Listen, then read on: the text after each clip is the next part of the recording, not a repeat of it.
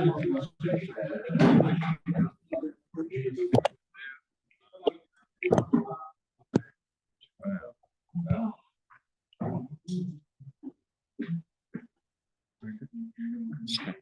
Tov, everyone. So last night we started discussing the idea of 2 days of Purim. Why do we have, obviously we each have 1 day of Purim, but either on Yudalid or Tetvav, Purim to Prazim, Purim to Mukafim. Why is it that Chazal split it up? There are 2 separate days on which to celebrate Purim. So last night we spoke about why that's not a prohibition. What about the problem of Lo Titkodedu? Why is that not a transgression, so to speak? How do we get around the negative side of it? Tonight I want to speak about the positive side of it. So it's not a prohibition, okay, so it's allowed, but why split it up in the first place? So again, the simplest explanation is based on the historical facts, based on what we read in the Megillah. It tells us that the war took place, right? Everybody remembers the 6-day war. This was the 1-day war, maybe the 2-day war, that it took place everywhere. It was finished on 1 day, Yud Gimel, and on Yud Daled was when they rested, and that's when they celebrated. Except for the Jews in Shushan, in the capital city, Shushan, which is a walled city. There it carried on for an extra day, and therefore they celebrated a day later. So in the same way that there was a distinction, it was split up between those 2 days. That's how Purim is celebrated forevermore. So the question is, where do we, which cities will celebrate on Yud Daled and which would celebrate on Tetvav? If it's based on what happened at the time, so we would think, okay, Shushan is a city. That's why it's called Shushan Purim or Purim de Mukafim, right? Purim everywhere else is on Yud Daled, and in Shushan it's on Tetvav. And everywhere that's like Shushan, it's on Tetvav as well. What's everywhere like Shushan? It's other walled cities. So again, if it's just based on this, and it's just based on what happened in the Megillah, we'd expect it to be. And there is an opinion like this in the Gemara, that it's walled cities from the time of Achashverosh, right? But this comes to the Gemara, there's another opinion, and the way that we paskin is that no, we go back to walled cities from the days of Yoshua ben Nun, right? Where did Yoshua ben Nun come from here? What's this got to do? Why it should be from the days of Achashverosh? Something very strange comes out of this. That if you say, okay, walled cities from the days of Yoshua ben Nun are the ones who celebrate on Tetvav, like Shushan. Was Shushan a walled city in the days of Yoshua ben Nun? You say, no, Shushan is different, even though it actually doesn't fit into that category, but Shushan is where the nest took place, so therefore it's going to be on Tetvav, but everywhere like everywhere else going back to, so why do we go back to the days of Yoshua ben Nun and not go back to the days of Achashverosh? So there are those who say that there is a deep and intrinsic connection between Yoshua ben Nun and the story of Purim. The story of Purim is the fight against Amalek. Who was the first one to fight against Amalek? Sure, Moshe Rabbeinu as well, but Yoshua was there leading the fight, and therefore that is a connection. The Yerushalmi says that the reason why we go back to the days of Yoshua ben Nun is in order to achlok kavod le'Eretz Yisrael, to give honor to Eretz Yisrael in the celebration of Purim. And as we've mentioned, Purim is the only festival that takes place in Chutz La'aretz, right? The whole story takes place in Chutz La'aretz. Eretz Yisrael is not mentioned anywhere in the Megillah explicitly. Of course, it's all there. It's said, it's all there in the backstory. It's all there between the lines. But so Chazal felt it wouldn't be appropriate. You're going to have this festival that, and there's no mention of Eretz Yisrael. There's no zecher to Eretz Yisrael in it. That doesn't seem right. And therefore, we go back to the days of Yoshua ben Nun in order to give kavod to Eretz Yisrael. Now, the truth is that you see how this works, right? Nowadays, what is probably the only place in the world where we know Vadai that it was a walled city in days of Yoshua ben Nun, where Purim is celebrated on Tetvav? It's here in Yerushalayim, Har HaKodesh, right? I remember growing up when in South Africa, and I'm sure Chutz La'aretz, wherever you come from. So Purim is on Yud Daled, and you know that Tetvav, that's the day they celebrate Purim in Yerushalayim. That's like, there was nowhere. All the dinim of Ben Ir and Ben Krach, and somebody who starts off in a walled city goes to a non-walled city, very, very complex halachot. That was all Hilchot Ad Meshicha. It was ordered to give kavod to Eretz Yisrael. So there's very much kavod to Eretz Yisrael. The Zecher Yerushalayim has a special status. Cities in Eretz Yisrael have a special status when it comes to celebrating Purim. So there are those who say that the reason that it was split up into 2 days, again, was because of what took place in the Megillah. And then, okay, so it's a technical point. Which are the cities that are going to celebrate on the second day? Because of kavod to Eretz Yisrael. It's a technical point. We go back to Yoshua ben Nun. There are others who say, no, there's a much more fundamental point here. In order to give kavod to Eretz Yisrael, Chazal wanted to make a remembrance, a way that Eretz Yisrael would be pointed out in the Chag. So that's actually the underlying reason why it's split into 2 days. Okay, we find a smach in the Megillah, we find a smach for it based on what happened, and therefore Shoshan, and therefore we can go back to walled cities from Yoshua ben Nun. But that's the underlying fundamental reason why the split takes place in the first place. So that's one way. That's one way of looking at it. The Ramban has a bit of a different approach to this. Very, very interesting. I want to read you the Ramban and see what he says. There is some historical dispute about the facts, the way the Ramban presents them, but he has a different interpretation of why this of why this is. So he says like this. Says the Ramban. He says, "Ksheyanti b'ktuvim nitiyashev li ha'inyan yafe, לפי שהוא דבר ברור שבזמנו של נס זה כבר נפקדו ישראל ועלו לארץ בראשון קורש ונתיישבו בעריהם." Says the Ramban, I think that at the time of the Purim miracle, there were lots of Jews living in Eretz Yisrael. As I said, this is disputed. He seems to understand that most of the Jewish people were in Eretz Yisrael, not in Shushan. The Kuzari disagrees. He says, no, that's not the case, only a small number. But there were some Jews living in Eretz Yisrael at the time.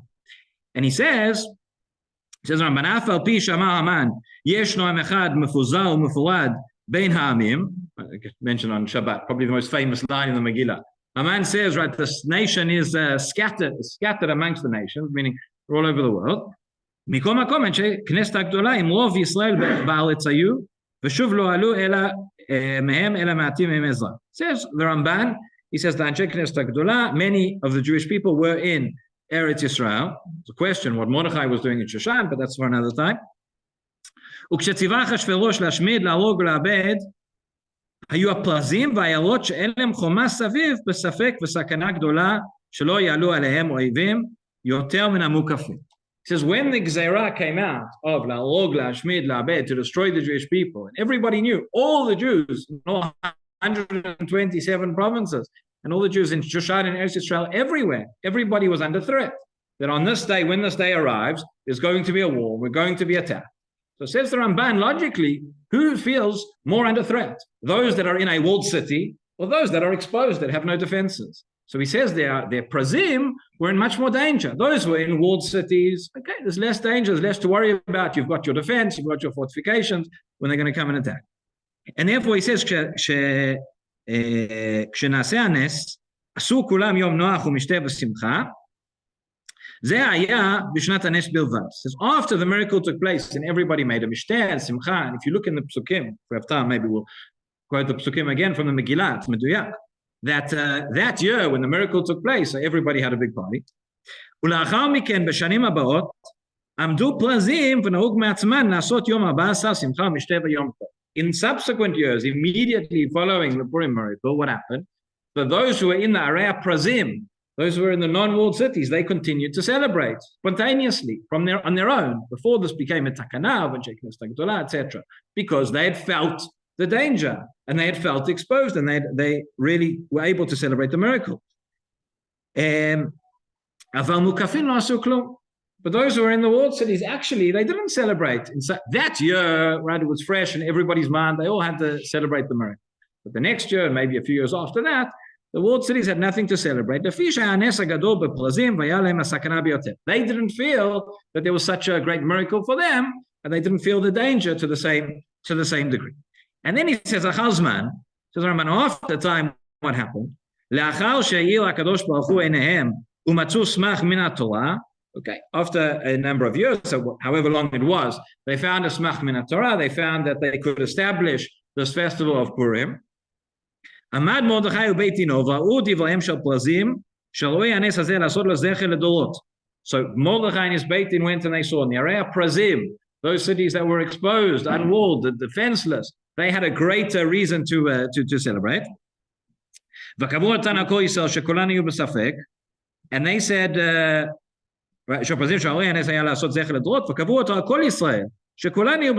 end of the day, everybody was under threat. So this now is going to be a chag for all of Am Yisrael.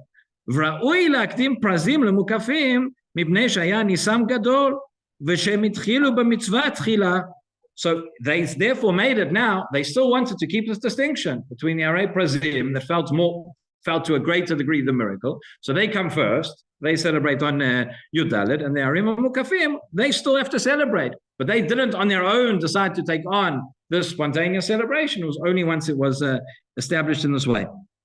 So he says, "Ra'oi laktim prazim lemukafim, neshanisam gadol, v'shem mitchilu b'mitzvah tchila la'asot lahem levadam Yom Tov." The prazim, the unwalled cities, they started doing the Yom Tov on their own anyway. Okay, they go first. Lefichach kav'u Yom Tov shel prazim beyoman she'eh miyuchad lahem, and therefore they established Yud Daled should be a special day for the prazim. And therefore, for the Mukafim, they established on the same day that they rested in Shushan. Okay, so what comes out of the Ramban that's actually interesting. When we say that we have two separate days of Purim, what is the addition or where is the focus of the extra day? So we've always thought, okay, so you have Yud Daled, which is Purim, and Chazal added an extra day of Tet Vav to emphasize what happened in Shushan. Ramban is saying, in a sense, almost the opposite.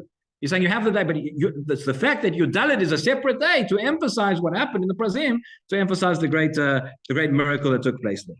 And as I said, he proves it from the Psukim. If you look in the Megillah, right, mentioned the Psukim yesterday, but you see actually that it's all brought very quickly, but it tells us the process of how Purim became accepted or became established as a Chag. And this is what it says. It says, first of all, that in that year, they made it as a Yehudim asher b'Shushan nikalu b'13 bo ub'14 bo v'noach b'15 bo. In Shushan, right, they only rested on the 15th. I.e., in that year of the miracle, everybody did spontaneously on their own. They made a Yom Mishteh v'Simcha. And then it says, Al ken ha'Yehudim ha'prazim ha'yoshvim b'arei ha'prazot, those who are in the unwalled cities, osim et yom haba asar lechodesh adar simcha u'mishteh v'yom tov mishloach manot ish la'arehu. They made a Yom Tov. There was no takana, there was no rabbis telling them what to do. So they decided in the Arei Prazim that this is now a Yom Tov for us for future years. There's no mention here of Shushan Purim or Purim Mukafim, only the 14th. And then it says, Vayichtov Mordechai et advarim ha'eleh. Mordechai wrote these things down. V'yishlach sfarim ha'kol ha'Yehudim asher b'chol medinot ha'melech Achashverosh ha'kruvim ve'al-rechukim. Then he sent these letters to those in all the different lands, close and far. L'kayem aleim liot osim et yom 14 lechodesh adar. That everybody should now it's an establishment. Before it was a spontaneous celebration. Now it's an establishment on everyone to keep the date, to keep the 14th. Ve'et yom 15 bo b'chol shana v'shana. Keep the 14th of Adar and the 15th of Adar in each and every year. So initially, you see, and that backs up what the Ramban is saying, that initially it was just spontaneous outpouring of emotion. There was just a prazim. They felt the danger more acutely, and therefore they felt the miracle more greatly. And then only afterwards, Mordechai and the Beit Din came and said, no, not just you. Everybody was under threat. Everybody needs to celebrate, and that's why we have the extra day as well. So those are two different perspectives in terms of how we celebrate. And as we said, one more point, which is very interesting, is that we started off this whole discussion by saying, how can you split up? Purim is all about Achdut, Lech Knos et Kol HaYehudim. Dafka now, we're going to split up the days and people are going to celebrate at different times. So we've seen the reasons why that is. It's brought in the Poskim that even somebody who celebrates Purim on Yud Daled, so there's a mitzvah, la'abot k'tzat, to have a little bit more food. You don't have to have a full feast, but have a little bit more on Tet Vav, and same vice versa. Somebody who celebrates on Tet Vav, there is an inyan to have it celebrate a bit more on Yud Daled. Of course, we don't say Tachanun, so that's the reason for everybody to celebrate, right? And that's, so we do have, at the end of the day, we have that Achdut. Achdut means not that we all do exactly the same thing, but that we're all together and that we're all see ourselves as one people.